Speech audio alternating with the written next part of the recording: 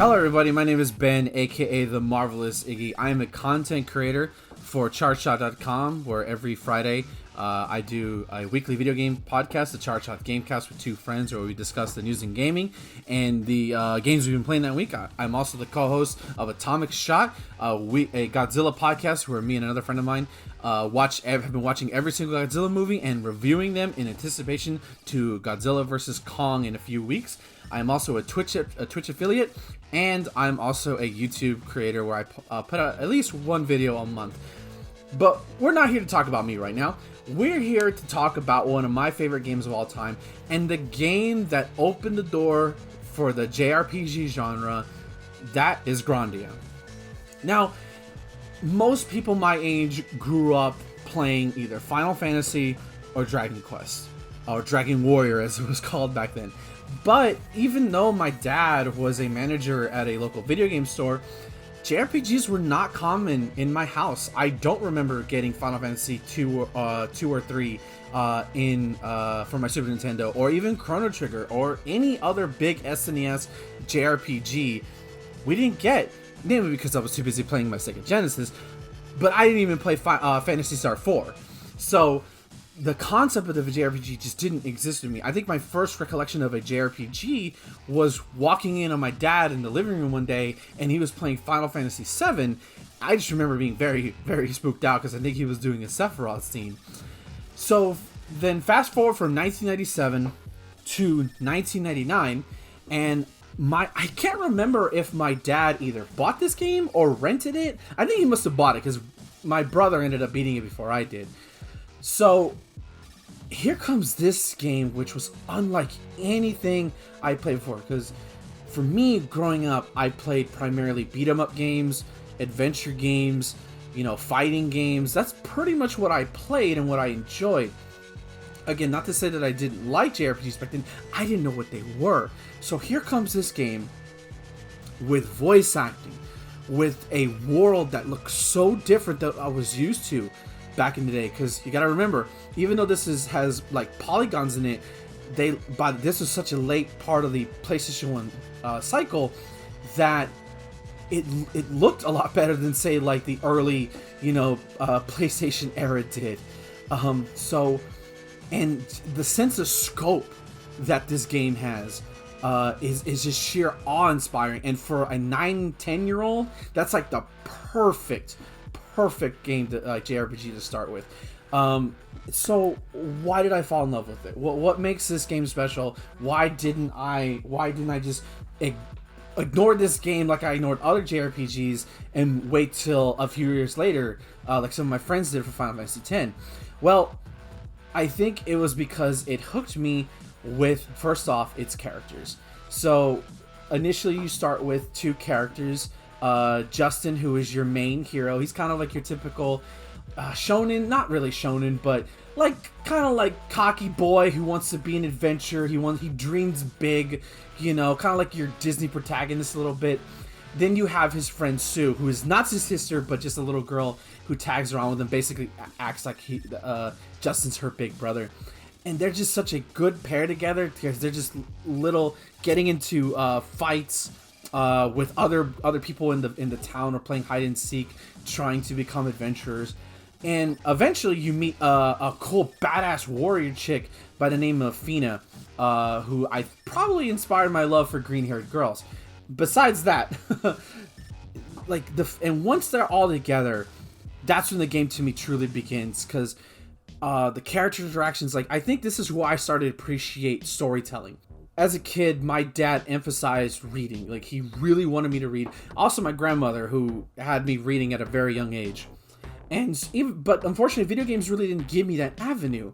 Like I said, most I played were simple games that didn't express anything. For the first time in my life, I'm playing a video game with a story. I'm playing something with a narrative that I can sink my young teeth in, and enjoy myself. And the camaraderie between these characters, or sometimes the hardships with these characters, is heartbreaking and triumphant when you do something. It's such a great cast.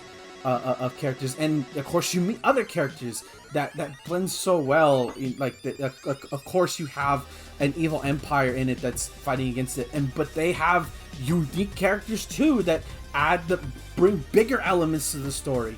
And honestly, I think what it was the perfect storm, because I was super into anime, still am, back in the day, and this game is very much taking inspiration, at least the translation did, from sort of anime at the time. So it was like the perfect tidal wave of two genres coming together at the same time for me. And like, oh my god, this is for me. This is what I want. This is what I love. So, and no game had ever done that for me before. It was such a thrilling experience. I had a reason to hate the bad guys versus basic simple things like, oh, they took your princess again, or or like you got to just find the things to get to the next thing. It wasn't objective based anymore. I was doing it to save something meaningful. It had meaning to it. And that to me inspired me to play it. Unfortunately, I never beat it as a kid. I didn't actually beat this game till like a few years later, but it doesn't deter my love for it. I didn't understand the concept of grinding. But as with this game, it imbued my love of storytelling. It also imbued my love for history. So one of the cool things about this game is that it deals with the ancient history of this world.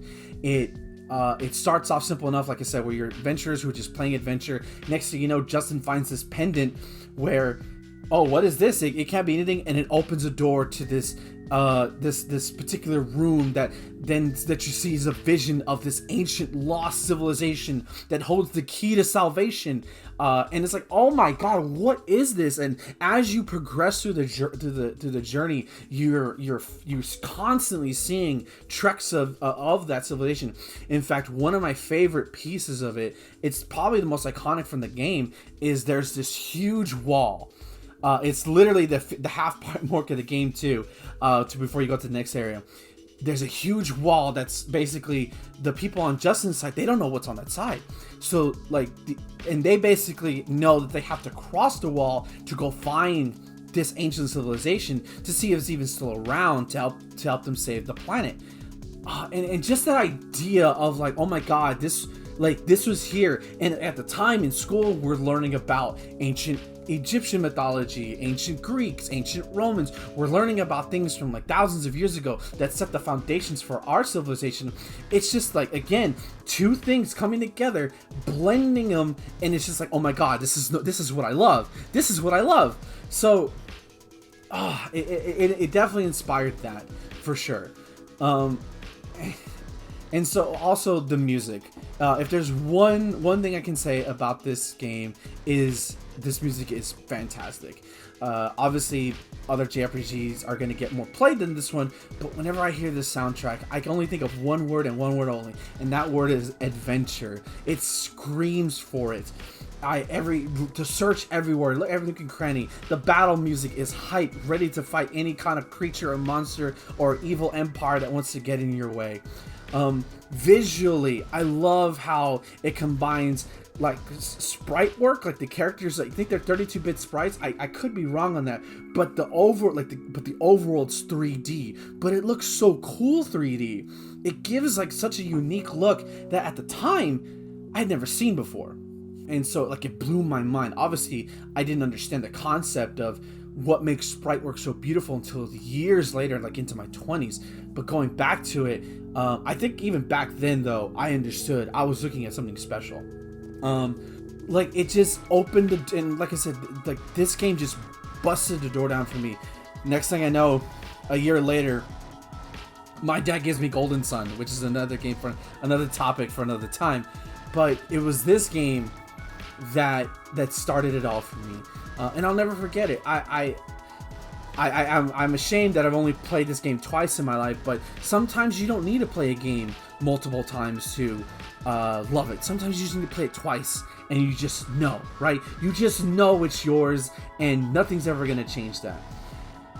So I hope my enthusiasm for this game came across. I hope you try it. Luckily, they've remastered it, both the first and the second one, recently, so I hope you play it. It's a very, if you've never played this game before, it's truly a game to try. It's definitely, to me, I think it's aged just perfectly fine, unlike certain games from that time period.